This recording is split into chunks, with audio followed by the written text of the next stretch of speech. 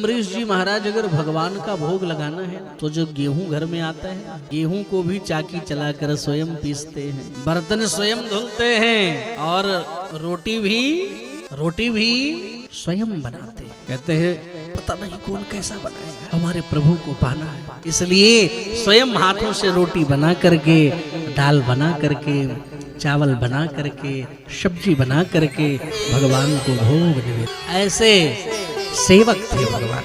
इतने बड़े राजा होने के बावजूद हम लोगों को तो एक तो छोटा सा पद मिल जाए ना तो हम लोग पुजारी रख लेते हैं, पंडित जी आकर जरा पूजा करवाना, लेकिन जल्दी करवाना, समय को। लेकिन धन्य है महाराज प्रेम हमारे अम्बरीश जी। अच्छा, भगवान की कृपा से एक दिन एकादशी आई। एक दिन तो चाकी चला रहे थे ना, पहले के जमाने में माताओं ने गेहूं इत्यादि पिसाई किया होगा ना उस पे, अब तो मशीनें आ गई, हाँ या ना, तो वो चाकी चलाते थे, नहीं क्या बोलते हैं यहाँ, छाता, चाक, अच्छा जो भी बोलते हो आप समझ लेना, चाकी बोलते हैं कहीं कहीं। तो महाराज उसमें ऐसे माताएं अपने घर में लगा रहता है छोटा सा, उसमें गेहूं ऐसे डालते रहती हैं और हाथ से चलाती रहती।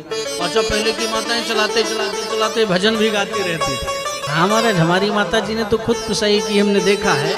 माताएं उस पर दाल वगैरह उसमें डाल करके, उसको जो है उड़द की दाल वगैरह जो होती नहीं, काली दाल, उसमें डाल करके फिर उसको डबल टिबल करके जो है पकाती है। तो महाराज कहीं ना कहीं अम्बरीश जी एक दिन ऐसे ही चाकी चला रहे थे, पसीने पसीने हो रहे, और भगवान ने जो देखा पसीने पसीने, सोई भगवान नारायण प्रकट हो गए। भगवान शंख चक्र गदा पद्म धारण करके प्रकट हो गए और अपनी पीतांबर से पीछे से खड़े होकर के हवा करने लगे। अम्बरीश जी महाराज पीछे मुड़कर देखे, सोई चरणों में गिर पड़े, हे प्रभु आपकी जय हो। अरे मैं ठहरा आपका दासानुदास और हम अकिंचनों की आपकी सेवा करना चाहिए और उल्टी गंगा आप हमारी सेवा कर रहे हैं प्रभु, बाहर है। नहीं, सरकार क्षमा करो। भगवान बोले, देखो अम्बरीश, तो इतना बड़ा राजा होने के बाद मेरे लिए चाकी चला सकता है, गेहूं पीस सकता है, तो मैं तेरी हवा नहीं कर सकता। आज से सुदर्शन हमारा नहीं तुम्हारा है, लो इसको। बोले महाराज ये क्यों? बोले तेरे ऊपर कोई आपत्ति विपत्ति आ जाए उसके लिए ये तुम्हारी सुरक्षा करेगा। अच्छा महाराज? बोले हाँ। इतना कह करके भगवान अंतर्हित हुए और दूसरे दिन आ गई एकादशी। क्या आया? एकादशी। अब एकादशी का व्रत करते थे महाराज अम्बरीश जी। आप लोग भी करते नहीं करते, हाँ या ना? एकादशी व्रत करने वाले जरा हाथ उठाओ। पुरुषों में अभी नहीं, पहले हम माताओं को देखना चाहेंगे। हमारी अम्मा लोग जरा हाथ उठाना, एकादशी करने वाली। 200 इतनी माताएं बैठी हैं तो इसमें 6 हाथ उठा, और बाकी आप लोग क्यों नहीं करते? 15 दिन में एक बार आता है, हाँ या ना? अरे 1 महीने में 2 पक्ष होता है, कृष्ण पक्ष और शुक्ल पक्ष, दोनों में एक एकादशी, यानी 1 महीने में 2 एकादशी। क्या एक दिन आप व्रत नहीं कर सकते? बहुत लोग कहते हैं महाराज हमने अभी गुरु ही नहीं बनाया तो कैसे एकादशी करें? कहते नहीं कहते? तो एक निवेदन करूं, अगर गुरु हैं तो भी एकादशी करो, और अगर गुरु नहीं बनाया है तो भी एकादशी करो। एकादशी व्रत हर व्यक्ति को करना चाहिए। अगर हम एकादशी व्रत करें और कोई व्रत न कर पाए तो कोई गुनाह नहीं। कोई भी व्रत ना कर पाओ चलेगा, परंतु व्यक्ति को एकादशी व्रत जरूर करना चाहिए। कभी कभी लोग कहते हैं महाराज हमारी तबीयत खराब रहती है, हम कैसे करें? हाँ या ना? तो अगर आपकी तबीयत खराब रहती है ना, आपको दवा लेना है, नहीं शुगर पेशेंट है, नहीं एनीवे कोई भी, तो हम क्या करें महाराज? तो आप ध्यान देना कि अगर ऐसी परिस्थिति है, आप बीमार हैं, रोगी हैं, तो आप ये प्रयास कीजिए कि हम उस दिन एक समय व्रत कर लेंगे और एक समय प्रसाद पा लेंगे, चूंकि हमें दवा खानी है। बोले महाराज अगर दोनों समय ना हो, परेशानी ज्यादा हो तो क्या? तो बोले महाराज अगर दोनों समय परेशानी हो, भोजन करना पड़े, तो एकादशी के दिन चावल को हटा देना, यानी चावल एकादशी के दिन खाना समझ लेना कीड़ा खाने के बराबर होता है। एकादशी के दिन चावल खाना नहीं चाहिए, यहाँ तक कि चावल का स्पर्श भी करना नहीं चाहिए, मीनिंग छूना, मीनिंग टच करना नहीं चाहिए। अरे हमने कहा भाई, हमने संस्कृत में थोड़ा साहित्यिक में बोला स्पर्श, फिर हमने बोला छूना हिंदी, हमने कहा अंग्रेजी भी थोड़ा बता दे, टच नहीं करना चाहिए। हो सकता है यहाँ के लोग भाई है नहीं, तो कहने का अभिप्राय हमारा यही है मेरे भाई, एकादशी के दिन चावल खाना बड़ा ही निषेध है। इसलिए ना तो चावल को देखना चाहिए और ना ही एकादशी के दिन चावल खाना चाहिए। अगर आप बीमार परिस्थिति में हैं महाराज तो आप रोटी खाइए और प्रभु के गुण गाइए। और अगर आपके पास कोई रोग नहीं है फिर भी एकादशी व्रत आप नहीं कर रहे हैं तो फिर आपको पाप लग रहा है, क्योंकि एकादशी के दिन अन्न खाना ही सबसे बड़ा दोष है, सबसे बड़ा पाप है। इसलिए एकादशी व्रत हर व्यक्ति को, ऐसा नहीं कि छोटे से बच्चे हैं ये नहीं कर पाएंगे, सब करेंगे एकादशी। हाँ? और जब आप जिस दिन व्रत करो उस दिन दूसरों की ईर्ष्या, द्वेष, छल, कपट ये सब परित्याग कर दो, एकदम इग्नोर करके एकदम सारा समय आप केवल भजन में। तो हर व्यक्ति को एकादशी करना चाहिए। करोगे नहीं करोगे, हाँ या ना?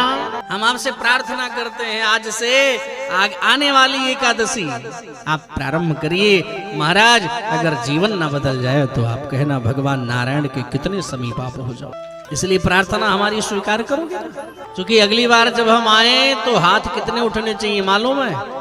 सभी के हाथ उठ जाए, महाराज हमारी तभी से एकादशी चल रही है। भगवान की कृपा होगी तो हो सकता है दोबारा भी रिटर्न हमको आना पड़े। अरे आज नहीं, 2 साल बाद, 4 साल बाद, 8 साल बाद, 10 साल बाद, 15 साल बाद, 20 साल बाद, 25 साल, लेकिन 25 साल बाद तो हम भी बुढ़े हो जाएंगे। अरे तो क्या हुआ, कथा तो सुना सकते हैं। तो महाराज इसलिए एकादशी व्रत हर व्यक्ति को करना चाहिए, लेकिन व्रत करना चाहिए, समझ रहे नहीं? अब ऐसा नहीं कि उस दिन कल एकादशी है तो आज से ही तैयारी करो कि जाए कूटू कांटा ले आओ 2 किलो, आलू 10 किलो, मूंगफली का दाना 5 किलो, शींग दाना 5 किलो, घी 1 किलो। अब महाराज सुबह सुबह 5 किलो आलू चढ़ गया प्रेशर कुकर में, उबाला जा। इसके बाद जो गजब का उसमें घी में झोंक लगाएगा, चकाचक माहौल बनेगा, और फिर इतना आलू लेके लोग नहीं बैठेंगे, इतना ही। हाँ, अब पूड़ी भी उसकी कुट्टू आटे की पूड़ी भी कम से कम तकरीबन 7-8 पूड़ी, फिर 1 गिलास दूध, कुछ मिल गया तो बनाना एप्पल वगैरह, फिर जाकर कहेंगे महाराज क्या करें आज व्रत है, कमजोरी है। 5 किलो आलू खाने के बाद कमजोरी है, इससे अच्छा तो व्रत नहीं रहते तो ठीक था। जब आपका व्रत नहीं था तब तो आप 250 ग्राम आलू में आपकी सब्जी बन जाती थी अकेले की। यानी व्रत नहीं था तो 100 रुपए में गुजारा होता था, व्रत करके आप 400 रुपए थाली खा रहे हो तो फिर मतलब क्या है? इसलिए फलाहार करना। क्या करना? जोर से फुल आहार मत करना, फलाहार में रहना, आनंद आ जाएगा महाराज। तो अम्बरीश जी ने भी एकादशी व्रत किया और दूसरे दिन आ गई द्वादशी। द्वादशी के दिन पारण करने का समय था, तो पारण करने के समय में ही तिथि क्षय हो रही थी। दुर्वासा जी आ गए, उनको भोजन पर निमंत्रित किया, महाराज भोजन करो। तो बोले स्नान करके आ रहे हैं। स्नान करने के दुर्वासा जी सोई भजन में लग गए।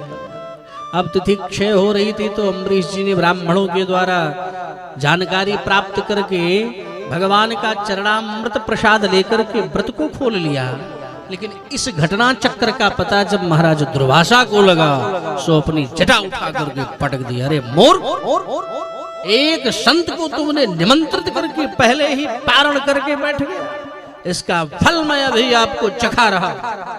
एक भयंकर कृत्या नाम की राक्षसी पैदा हो गई जो अम्बरीश जी को मारने के लिए दौड़ पड़ी। लेकिन सुदर्शन सावधान, भगवान अम्बरीश को सुदर्शन देकर के गए थे सुरक्षा व्यवस्था के लिए। तो क्या हुआ, सुदर्शन ने कृत्या को जला करके भस्म कर दिया और दुर्वासा जी के पीछे पड़ गए। आगे दुर्वासा, पीछे सुदर्शन। दुर्वासा जी भागे भागे ब्रह्मा जी के पास गए, सरकार सुरक्षा करो। बोले काय से? बोले सुदर्शन से। बोले राम राम आगे बढ़ो, हमारे बस की बात नहीं। वहां से शंकर जी के पास, सरकार सुरक्षा करो। बोले किससे? बोले सुदर्शन से। बोले हमारे भी बस की बात नहीं। बोले फिर क्या करूं? बोले जिसका सुदर्शन है उसी के शरण में जाओ।